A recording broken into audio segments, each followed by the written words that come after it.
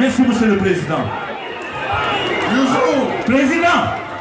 candidat bu mën na am Youssou Ndour. laa ilaha illallah du ko am mënuñu ko am yow dama la gëm ndax dama waxante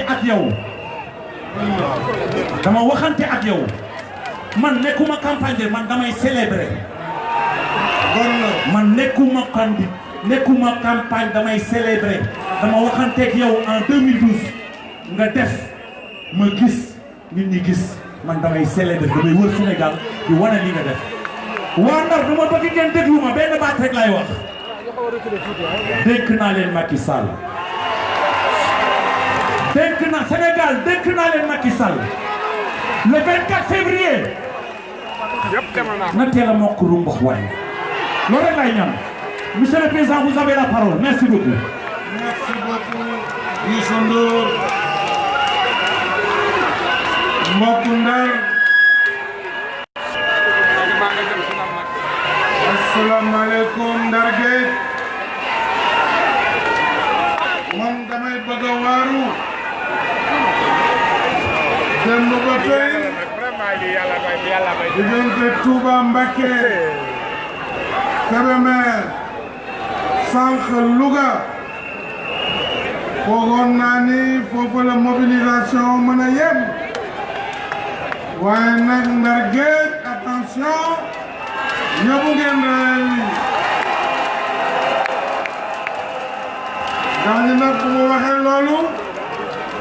danañ ne ku ma Ndar moo tax ma wax loolu parce que maa ngi wax ak sama mag Tanor Dieng ma ne ko way nous deux à chacun sa Saint-Louisienne xanaa ñu bàyyi gars yi jéem a am ab Saint-Louisienne alors am naa mbégte lool ci li ma fekk tey Ndar li ma métti rek mooy guddi laa fi yegg si waaye nag mobilisation bi doy na waar unité des responsables bi ma fi fekk am naa ci mbégte comme maa ngi nuyu l'ensemble des responsables politiques de Saint-Louis. danaa si ñëw à la fin de mon message maa ngi wax li nga xam ni waroon nañ ci jël kaddu nekk ay responsable yu bëri lool ñu jégalu leen te xam ni campagne la ñu nekk moo waral temps bi xat waaye vous aurez 18 jours pour continuer à célébrer li Youssou Ndour wax léegi la victoire et la consolidation des acquis du plan Sénégal émergent. Aujourd'hui, mes chers compatriotes de Saint-Louis du Sénégal, j'ai choisi de vous parler ce soir d'un des poumons de notre économie, le secteur de la pêche, qui emploie de Saint-Louis à Kafountine plus de 600 000 Sénégalais. Alors, parlant depuis Saint-Louis et parlant de la pêche, vous me permettrez d'abord de saluer mon frère et ami le président Mohamed Ould Abdelaziz de la République islamique de Mauritanie. La Mauritanie, c'est un pays voisin avec qui nous partageons l'histoire, la géographie, les ressources, halieutiques, gazières.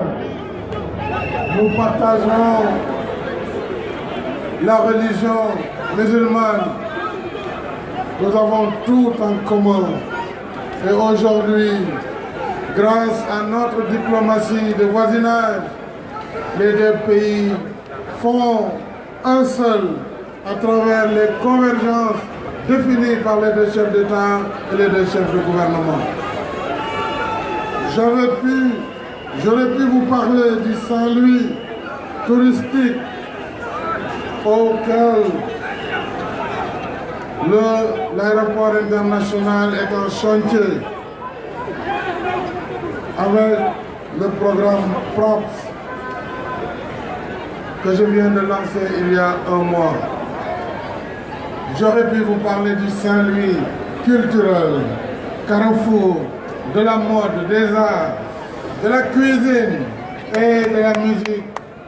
avec son festival Festimode lancé en 2017. Mais Saint-Louis, c'est également son festival international de jazz, ou encore la fête internationale du livre, la foire internationale du livre de Saint-Louis. J'aurais pu également vous parler de la pépite saint-louisienne que j'ai rencontrée à Diourbel dans le Baol. J'en ai beaucoup parlé récemment. Alors, ce soir, mes chers compatriotes de Saint-Louis, je vous parlerai du Sénégal. Je le disais tantôt, je vous parlerai d'un des poumons de notre économie, le secteur de la pêche, qui est en progression constante depuis 2012. Je voudrais d'abord rendre hommage à nos vaillants pêcheurs, nos pêcheurs de Guedna, Kafountine, tout le long du littoral, sur plus de 718 km, dont Dieu nous a dotés face à l'Atlantique. Je rends hommage également aux pêcheurs qui pratiquent leur métier le long du fleuve Sénégal. Alors ce fleuve qui a été perturbé en 2003 avec cette brèche de Saint-Louis qui a causé tant de morts et de désespérance, cette brèche que nous sommes en train de traiter depuis quelque peu, parce que j'avais pris l'engagement devant les pêcheurs de Guenda que nous mettrons tout en œuvre après des études sérieuses pour totalement baliser la brèche de Saint-Louis, mais également draguer le passage pour que plus jamais un seul pêcheur ne puisse perdre la vie. Foofu mbokk yi la ma fa bëgg a wax mooy atum 2003 ci parax ubbi nañu dex bi ubbi géej gi gis nañ musiba bi ci am plus de 300 morts malheureusement. Lu difficile la géej kenn du ko song te xamoo lu mu doon waaye après tant d'années d'études dinañu tàmbali. Le baliseur Samba Laobé Fall est déjà sur place pour assurer balisage bu bël bi et daañu ko def liñ ko war a def pour que benn gàllankoor dootul am ci foofu.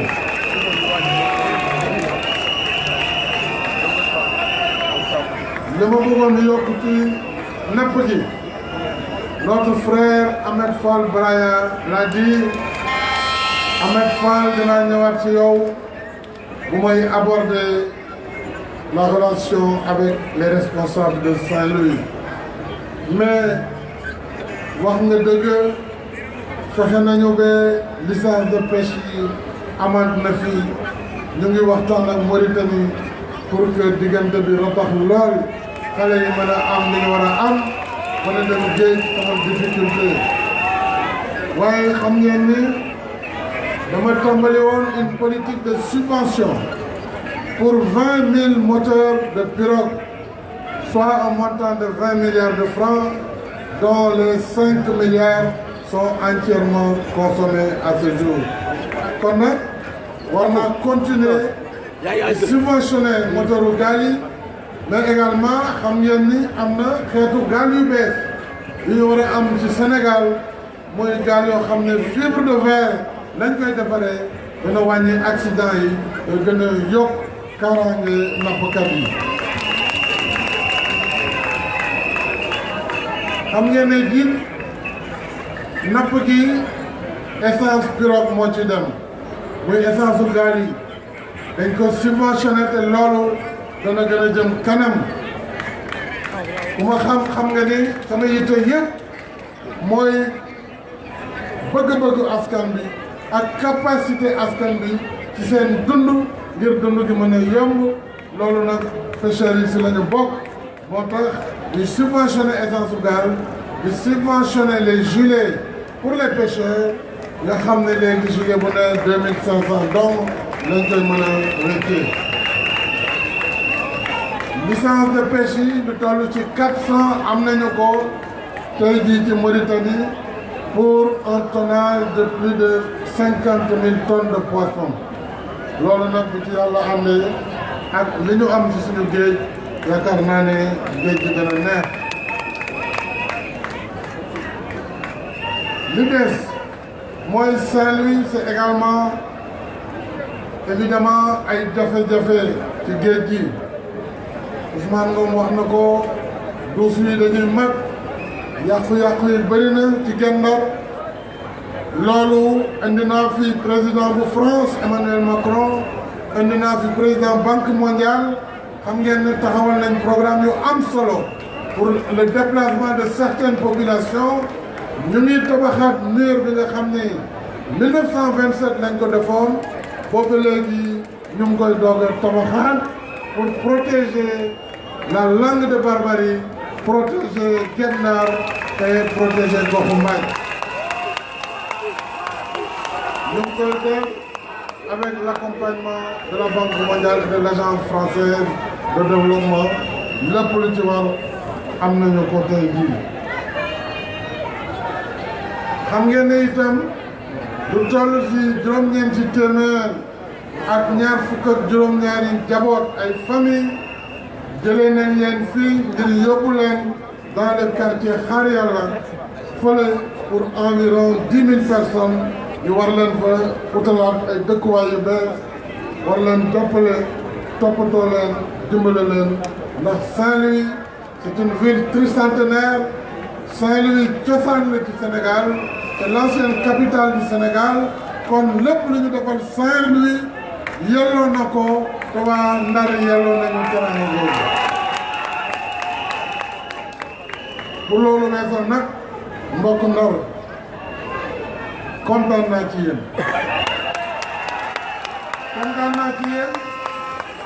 ndax ba ma fi nekkee ba tey yéen ak may majorité di ma may victoire te kenn moo ñu fi sonnaloon nag la jël ñu wit mooy sama xarit Bara tey daje nañu comme je l'avais dit nous nous sommes retrouvés comme je me suis retrouvé avec ma sœur Awa Ndiaye que je salue comme je me suis retrouvé avec mon frère Bayla Wane comme je me suis retrouvé avec mon frère Ousmane Ngom et mon frère Youssouf Diallo, président du conseil d'administration de la Sonacos, avec qui nous avons engagé des batailles patriotiques à l'université Cheikh Anta Diop de Dakar. maa ngi nuyu le maire de la ville de Saint-Louis, le ministre Mansour Faye, di ko féliciter pour son intelligence politique, de faire une politique d'ouverture, une politique de fraternité, en tendant la main à l'ensemble des fils et des filles de Saint-Louis, parce que Saint-Louis regorge de compétences, Saint-Louis regorge de cadres, parce que Saint-Louis c'est la première école du Sénégal. maa ngi nuyu l'excellentissime professeur Marito Niang, ministre de l'enseignement supérieur, qui a aussi un travail remarquable. maa ngi nuyu jigéen ñu mën góor suñu jigéen madame le ministre Khoudia Mbaye, maire de Gandon, nekk allié parmi les alliés, nekk ku ñàkk kañaan koo xam ne aussi ci sama wet man fii liggéey bu rafet. di nuyu nag am naa ndeysaan Ahmed Fall gaa ñi dinañ jooyati parce que seen yaakaar yëpp moo doon nga dimbale leen waaye yow xam nga ni bu intérêt national taxawee bu intérêt Sénégal taxawee nga tànn fi intérêt Sénégal te yow xam nga ne pour la stabilité de ce pays, pour le progrès du Sénégal, nous devons consolider les acquis du plan Sénégal émergent. Le plan Sénégal émergent a fait ses preuves.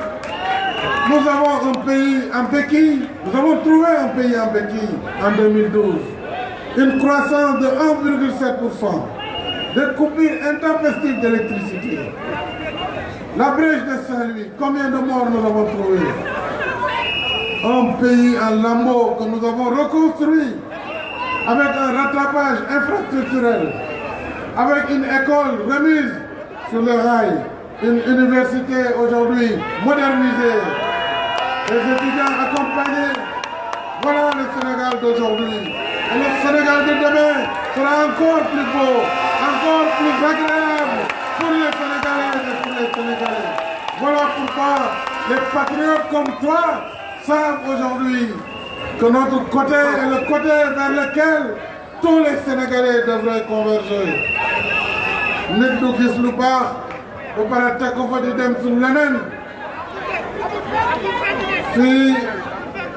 la majorité bi nekk bu dul dara sax bu dul dara ñun ñoo leen mën fuuf xam nañu ko. ñoo leen mën fuuf te duñu seen morom. waaye nag damay wax la dañu tàmmuwaat jël ñu yaram mooy xisi naan ay jël. Ils seront servis et cette fois-ci nag amul daal ndànk de parce que comme amatu am mag ay ndaw fi nekk dóor mu daan dóoraat. Alors bara kontaan nañu tout comme ma félicité nag suñu dynamique député Aminata Gueye. kontaan naa ci yow kontaan naa ko liggéey ak ndaw ñi ñoom jéegi ak xale yëpp. may nuyu évidemment wax naa ko sànq madame le ministre d'État Awa Ndiaye qui est également une grande responsable politique et qui a accepté de venir dans le camp du progrès, dans le camp patriotique. maa ngi nuyu maître Moustapha Mbaye, président du conseil départemental di suñu camarade socialiste. maa ngi wax au secrétaire général mon grand frère Ousmane Tanor Dieng que notre coalition Benno Bokk Yakaar, la coalition de la majorité présidentielle, vous y jouez un rôle exceptionnel avec notre aîné Moustapha Niasse. man mënoon naa la bàyyee gaañi parce que yaa leen dooroon 2007.